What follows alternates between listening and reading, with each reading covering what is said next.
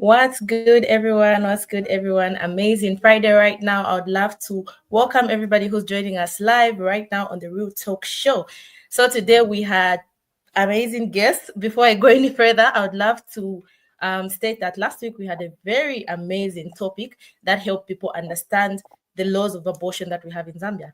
And this week we are unpacking contraceptives.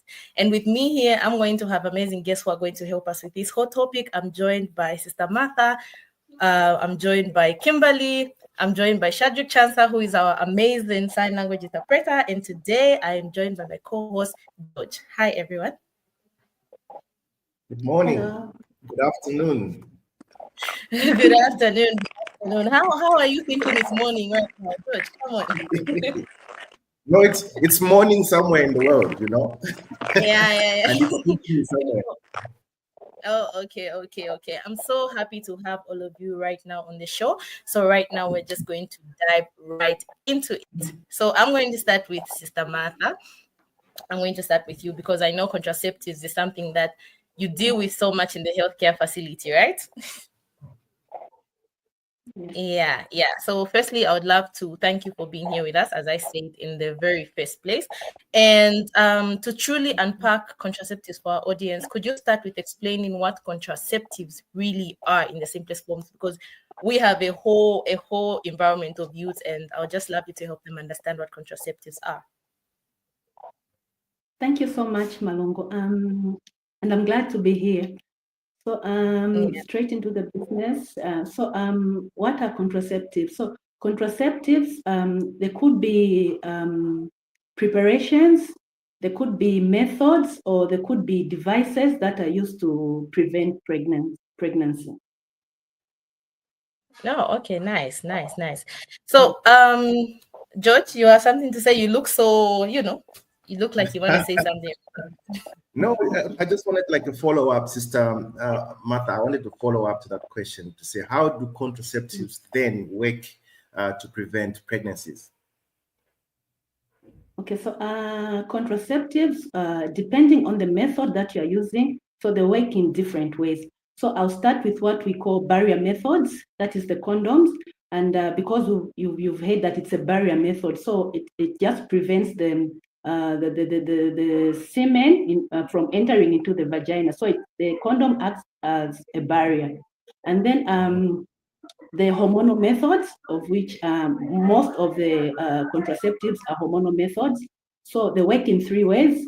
Basically, they stop ovulation, and we know that for someone to fall pregnant, they'll need an egg will need to be released from the ovaries and then meet with the sperm and then fertilize. So they work to prevent ovulation, so meaning that there will be no egg released from the ovaries. And then the second way on how they work is we know that every woman has got the cervical mucus, which is produced by the cervix. So these methods, what they do is they make the cervical fluid to be very thick. And we know that if the fluid is quite thick, it means that passage of the sperm into the uterus will be quite difficult. So making it impossible for the sperm to be fertilized with the egg. And then the final way in which hormonal methods work is they prevent the uterus from becoming like nutritious, like very thick, maybe making the uterus quite ready to receive the fertilized ovum. So they make the uterus quite thin. The walls of the uterus become quite thin, making it impossible for the fertilized ovum to implant in the uterus. Okay, nice. I think that was so broad and that was very easy to understand. I know it was broad, but I think it was very easy to understand. I like just how you explained it. And I feel today we are really firing you with follow-up questions. So I have one other follow-up question. You have told us these methods, you have told us how the methods work. What do you think is really the benefits of using contraceptives? Yes, so contraceptive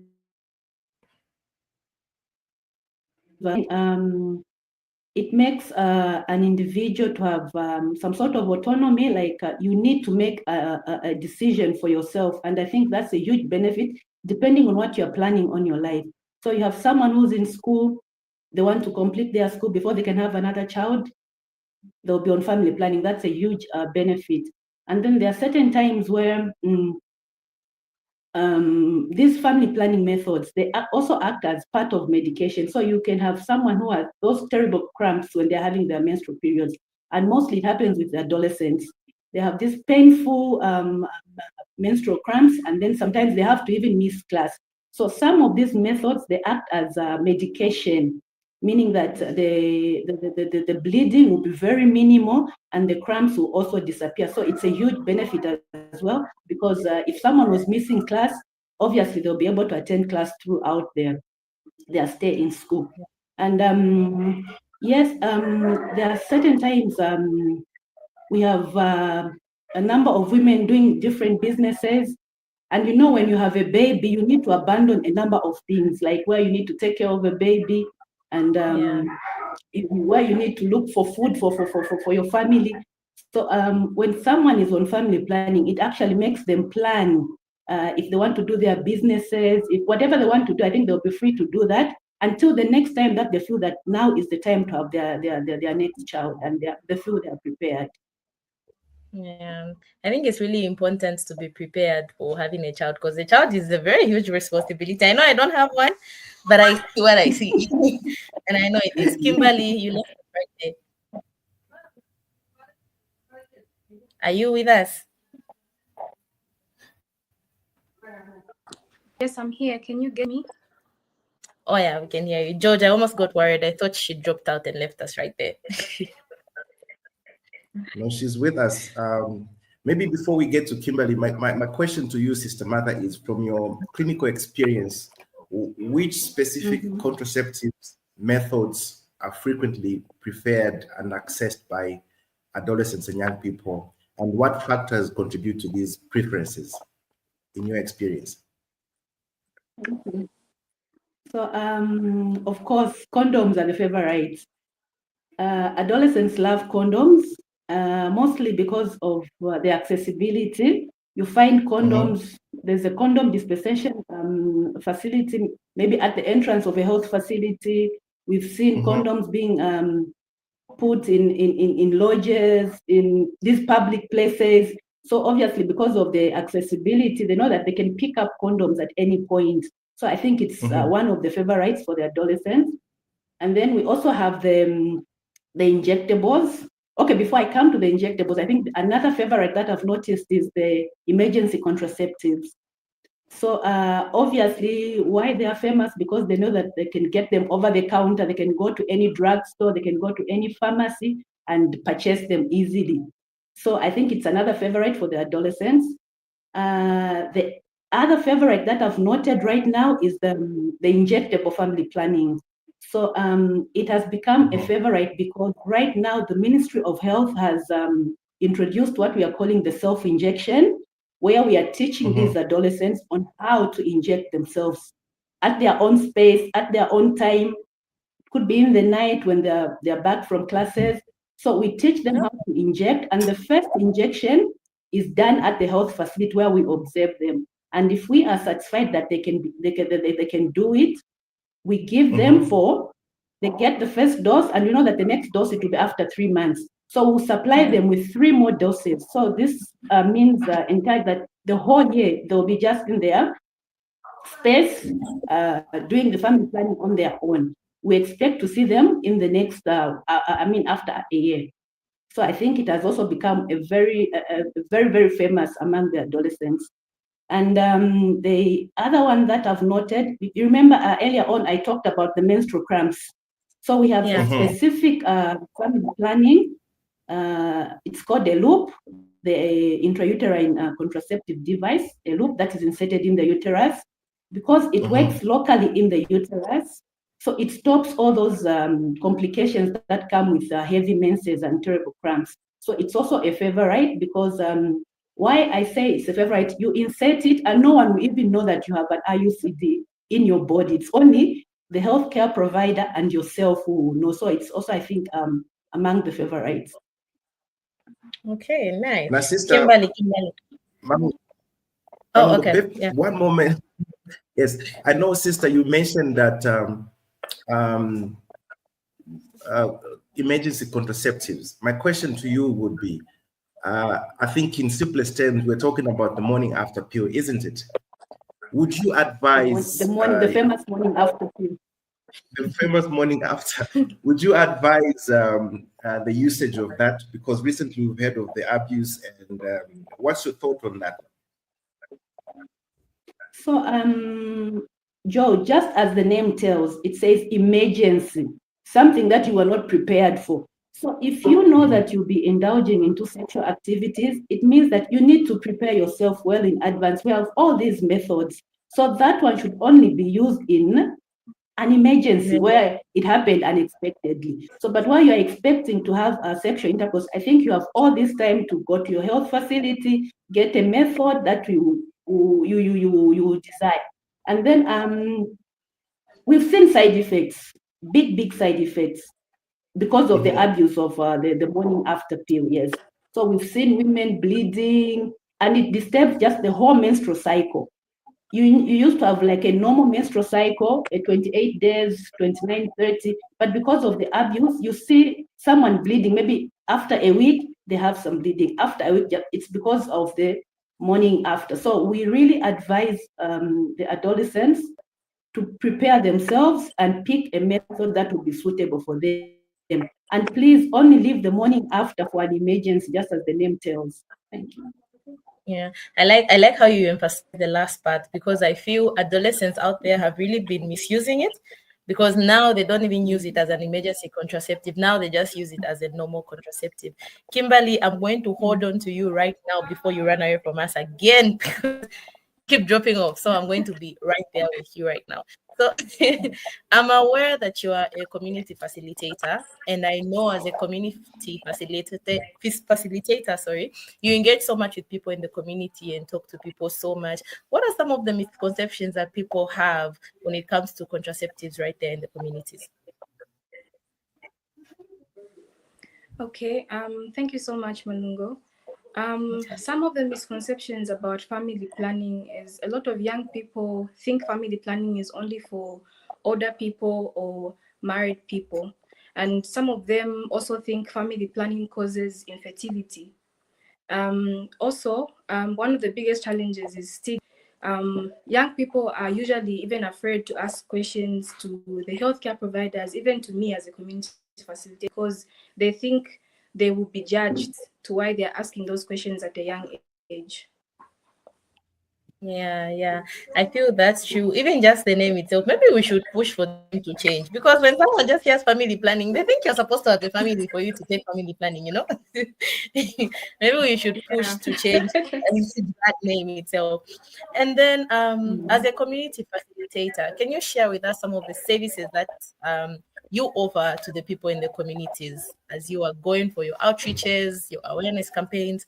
What are some of the services that you offer surrounding contraceptives, or in general, actually? Okay, so we usually have outreaches in the community and also in the higher learning institutions. So with the higher learning institutions, we have open interactive sessions where the students are free to ask questions and also to engage and also to just share their views on contraceptives and family planning. And then after those interactive sessions, we are provided a room in the institution where they can have the service provision, while the service provision is done, and then they can even ask some sensitive questions that they were not able to ask in the interactive sessions. And then with the community outreaches, usually we would mount a tent in the center of the community, and there we usually welcome everyone. It's a youth-friendly space where these young people can come and access their services. And if they have any questions, we are there with the healthcare providers, and we are there with the information. We're there to share the information with them. Okay, that's really nice. That's really nice. I know you ran away from us so much, so we are on you right now. Just get used to it for the few seconds or minutes that we're going to have right now. So you mentioned some higher learning institutions, and I know there's there are broader places that you actually go to provide this awareness campaigns to the people. So what are some of the biggest challenges that you face? Because trust me, whenever you're dealing with human beings, there are always challenges there. What are some of the biggest challenges that you face when you're working in the communities? Okay, so usually in the communities, people are afraid of coming to, let's say in case where we mount a tent, people are afraid of coming to the tent to come and access services because they think they'll get stigma from the community. The people are going to see that, no, that person is going to access family planning services from those healthcare providers. And then with the higher learning institutions, it's also the same. The last session we had, I actually had a student come to me to say, some next time you should try maybe having the service provision outside the institution, because when we're coming in that room, our fellow peers are seeing us coming to access services there. So it's all about stigma mostly is the biggest challenge. Yeah, stigma is always a challenge. Let me pose this one to George, because I feel like we've attacked you so much right now. George, how do you think really we can deal with this issue of stigma? Like, how can we manage to deal with it? Because I feel like it's been there and it's still there. How can we manage to resolve it? I'll tell you something, Malungo. This was supposed to be my question also to Kimberly, seeing that she interacts with the young people. But stigma mostly is yourself. Everybody has self stigma. Sometimes, even when you want to test for either STI, you'll be scared how people will think about you. I think it's everybody that I know that I've interacted with that is so much self-aware of, actually concerned so much with what people think, what will people say. I think this has caused a lot of young people, adolescent young people, to fail to access services at health facilities because of what vasaganza chani vanzanga vakamvera ati had an STI, a UTI, and things like that. But for me, your health comes first before what people think. If you're a young person today who's worried about what people will think if you're going to access family planning services, then you should think twice on, I mean, you shouldn't live for people. It's you who's trying to get those services. So if you're a young person today thinking about carrying condoms in your purse or in your pockets, in your wallet, that is up to you. You're protecting yourself. You're living your life for you. And this is something that young people should be talking amongst themselves. It should be a new trend to say protection and prevention should be key to each and every individual. So Marungo, for me, stigma is something that is difficult to fight because it's in people's minds. But if we change perspectives and how things are seen by young people, I think this is what the youth community advocacy project is trying to do, to try to change the mindset of young people to say it's actually cool to get tested, it's actually cool to get services, it's actually cool to do ABCD. And I should mention that shortly we should be joined by Miranda Ziva, who is the project officer. Shortly, we should be joined by her, who is the project officer for the Youth Community Advocacy Project. I think this is one of the questions that we can also pose to her. But I hope I did respond to your question. There's a follow-up question that I had for Kimberly. Yes. Kimberly, I know we were talking about stigma, but from your perspective, what role do you think you as a community facilitator play in bridging the gap between young people and the formal healthcare system as access to service, especially on sensitive topics as well, like family planning? What role do you think you as a community facilitator play? Okay, thank you, George. So my role as a community facilitator, I'm more like a bridge between the health system and the young people in the community. Being a part of the community I'm working in and also close in the age of the young people I deal with, it's easier for me to have open conversations with them, and it's easier for them to open up to me, being a young person who is able to understand them. And we As a community facilitator, I explain what services are available, why the services matter. I also explain how they can access those services. All in that is just relatable and it's non-judgmental. Nice, nice. That's really nice. And just a reminder, I would love to let people know that this episode of the Real Talk Show was brought to you by Amplify Change through the Be Safe campaign championed by the Youth Community Advocacy Project. So with that said, I think this is the right time that we'll be joined by Miranda because as George mentioned, she's the project senior program officer at the Youth Platform and project officer for the Youth Community Advocacy Project. Hi, Miranda. You're welcome to the show.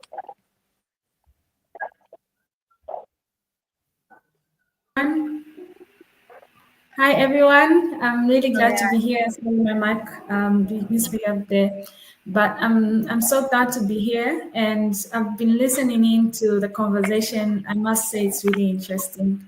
Yeah. Nice. Thank you so much. I think I'll let George hammer this one since he was the one who reminded us that we had to have you on the show. Yeah. Of course. Welcome back, Miranda. Last week, we discussed a very important topic of abortion laws in Zambia. From the YCAP perspective, how does promoting access to knowledge about contraceptives or contraception, especially our topic today, directly connect to and help address the challenges that young people face regarding unintended pregnancies, as well as unsafe abortion care? Okay, that was a brilliant question, George. Firstly, I would like to thank Sister Martha and Kimberly over there. They have played a very critical role in ensuring that young people are well informed in the communities where we are working from.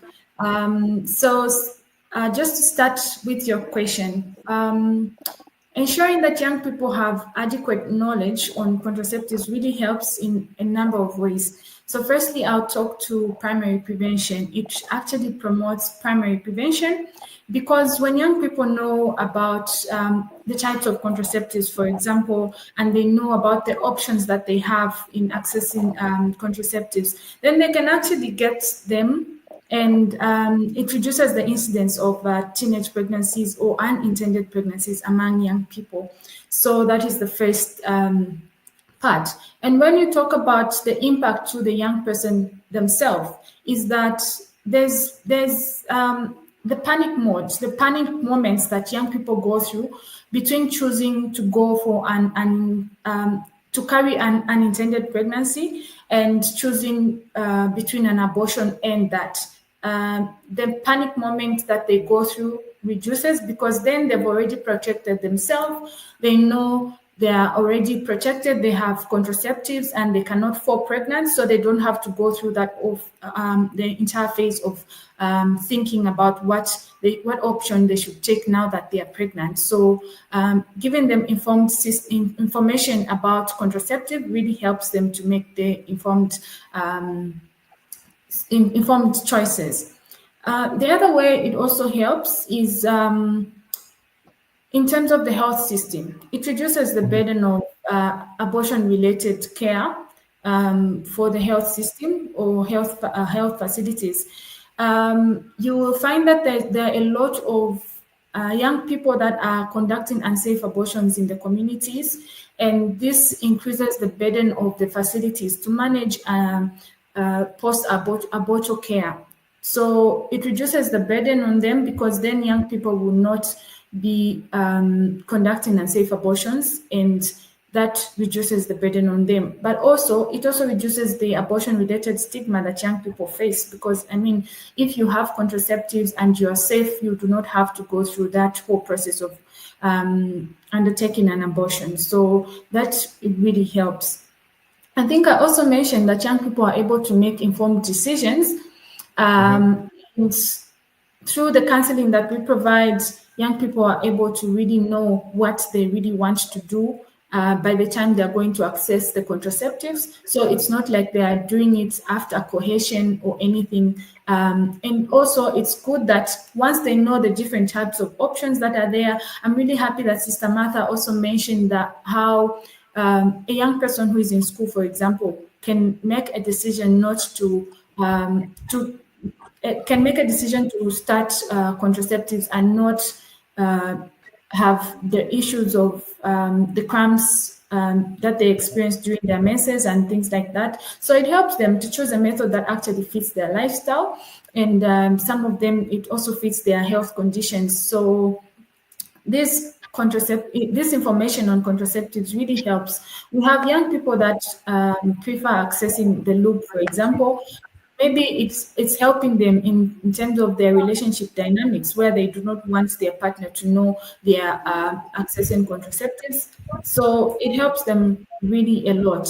Yeah, so I think for now, this is what I can say. If you need me to come in and say more, I will definitely do so. No, I Very know. informative. Very informative. Absolutely. Absolutely. I know, Miranda, we have you for a few minutes or so, but maybe I could ask you another question.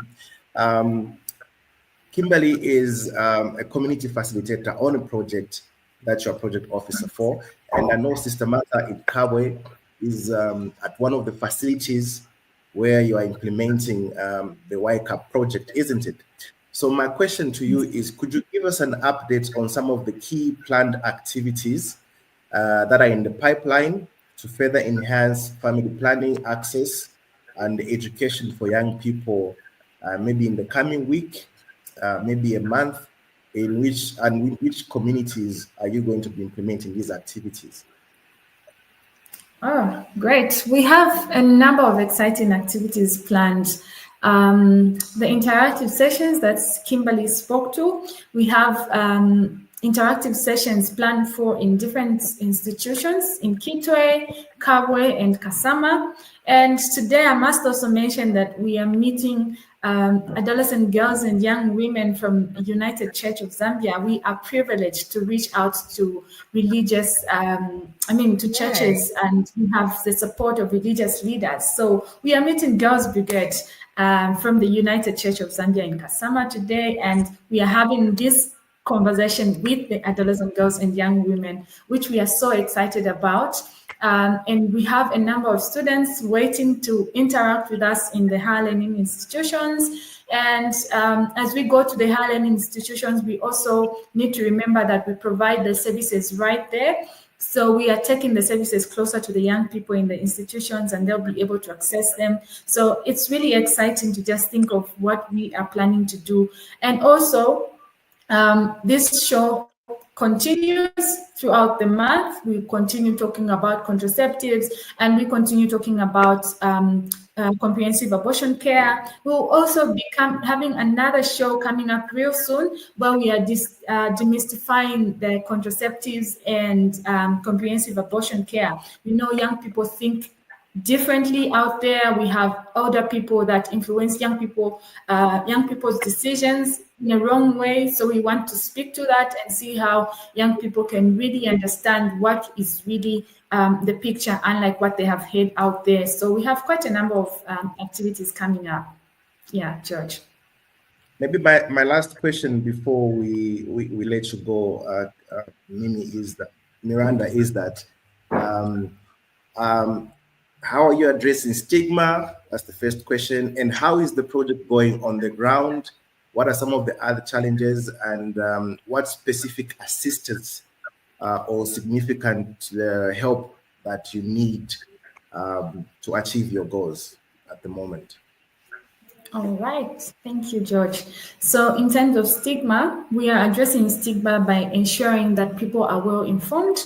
So we are starting with the health facility itself.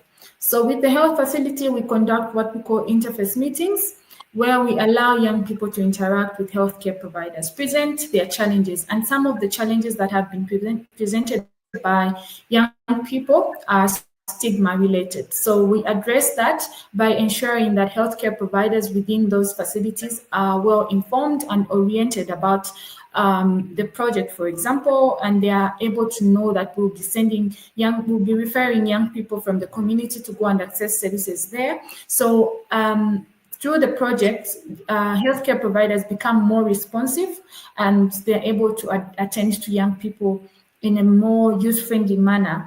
But also, what we are doing is not just ensuring that the healthcare providers are responsive to the project, but we want to create a youth-friendly health system where the entire facility is youth-friendly and they're able to support the needs of young people. So through that orientation, we ensure that we also dive deep into youth-friendly service provision and things like that. Then from the facility, we ensure that our community is also well informed. We provide them with accurate information on comprehensive abortion care and on contraceptives as well, and also STIs. So we ensure our community is well informed so that even as the young person is living within that community, they are able to identify who they can talk to and how that person can assist them with making informed decisions. We also go into the health higher learning institutions that, like we have all been mentioning here, where we ensure that if the higher learning institution has a health facility within them, we also interact with the service providers there to ensure that they are also becoming as youth-friendly as they can, and we introduce the project to them so that if a young person goes there to access a service, they know they are free to access the service. But also, remember, we have our community facilitator who is always on the ground, and they're able to help adolescents and young people to access services. So if they're not comfortable with any of the people that I've mentioned, then they are able to just go to the community facilitator and ask them to assist them, and then they're able to do referrals. So in terms of referrals, we have what we call escorted referrals, where our community facilitator will escort the person that wants to access the service right at the facility. If not, they'll give them a referral slip where they're able to just present it to somebody, and they do not have to ask anyone where they have to access which service. So once they present that to the facility, they are taken to the right place to access the service. In terms of challenges, the main challenges we have been experiencing, sometimes shortage of contraceptive options for young people. You will find that young people want to access a certain type of contraceptive, and it's out of stock for a while. So this has been the main challenge we have experienced. But through the help of Ministry of Health, healthcare providers at the facilities we are working with, we have been able to access them in certain instances through other facilities. And also we have the support of different partners like Maristops, and we also have UNICEF coming in, and we have a number of other partners like PPAZ coming in to assist us with contraceptives. So we really rely on this support, and we look forward to it continuing. Yeah, so I think that's all I can say in terms of the support. We really just appreciate the support that is already existing, and to further increase this is just more support from the pharmacists at the facilities to ensure that we have enough contraceptive options at the facilities as they make their orders. So yeah, the project currently, I would say, is going on quite well. Thank you so much, Miranda, for that wonderful overview of how the project is doing, and current success as well as challenges on the project. So remember, this episode is brought to you with the compliments of Amplify Change through the Be Safe campaign, championed by the Youth Community Advocacy Project, YCAP. So we've just been speaking to Miranda, who is the project officer for the Youth Community Advocacy Project. Now, getting back to unpacking contraceptives. Malungo, take it away. Okay. I'm going to take it away from here, and I'm going to take it away with Sister Martha first, as you put it. So, considering everything that we have unpacked today about contraceptives, is one essential piece of advice you'd want to offer to any young person who is navigating your health choices and consider it contraceptive. Thank you, Malungo. right. So the first thing that I would, so the first advice that I would give to our adolescents, Yeah.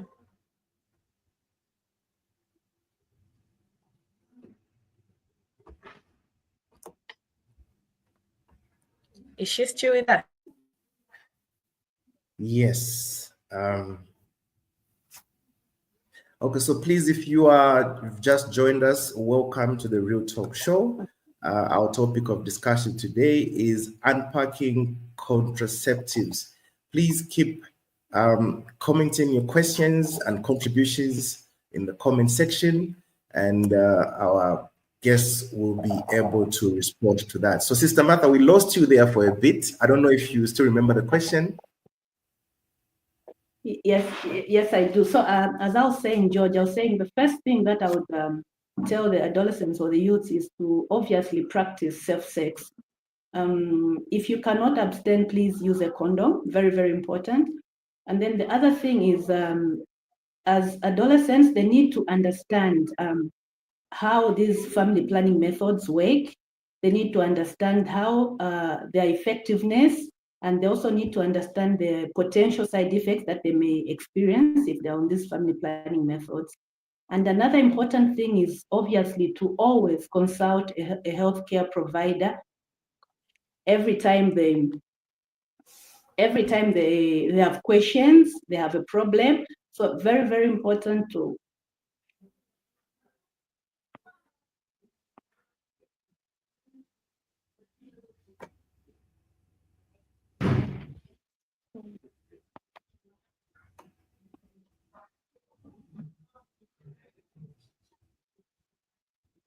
Am I there? Okay, I'm back. Yeah, sorry, I dropped off. So I'm saying it's always important that they consult a healthcare provider whenever they have questions or there's something that they need to really understand. So one thing that they need to know is that health facilities are for the adolescents. And I think just as Miranda said, most of the staff have been oriented, they've been mentored on how to treat adolescents. So obviously, when you see an adolescent in the facility, first things first, we fast track them because we don't want them to be in the queues, of course, because of the self-stigma that they may be thinking about, or sometimes they may think that someone is judging them because they are found in a place where they think they cannot be found. So healthcare providers are there for adolescents. They are there to advise them. So they need to just feel free. And one thing that they need to know is that they can always they have a preference on which healthcare worker they feel that they can talk to. So they can always choose which healthcare they feel like they can talk to. And no one will judge them because we know all we want to do is just be there for the adolescents and provide them a service that they may need. Okay. Thank you so much, Sister Martha, for that. Welcome back, Kimberly. So now we are going to go back to you, looking at everything that we have unpacked on today's episode. What message would you like to give to young people in the communities about the importance of utilizing the services and the information available through community-based initiatives like awareness sessions and the weekend clinics that you have? What messages would you like to give to the young people? Thank you so much, Malungo. Well, my message to the young people is they have the right to the information and also to the services that are being provided at the facilities and also in the programs that we have. They should not be afraid to access these services. They should not be stigmatized. And these programs and sessions that we run are there to empower them. And they are free to ask questions. They are free to use these services. And also, they should control of their well-being. As YCAP, we are here for them. All right. Thank you so much, Kimberly. We have now come to the end of our show for today. It's been a very nice show. It's been amazing. It's been so informative. For the guests, thank you so much for creating time to come here and educate the people out there. We know Miranda has joked, but we'd also love to thank her. Thank you, Sister Martha. Thank you, Kimberly. Thank you, George, for being an amazing co-host on today's show. And thank you so much to our amazing sign language interpreter, Shadrick Chansa. So see you next week, Friday, same time, same place, right here on the Real Talk Show. Bye.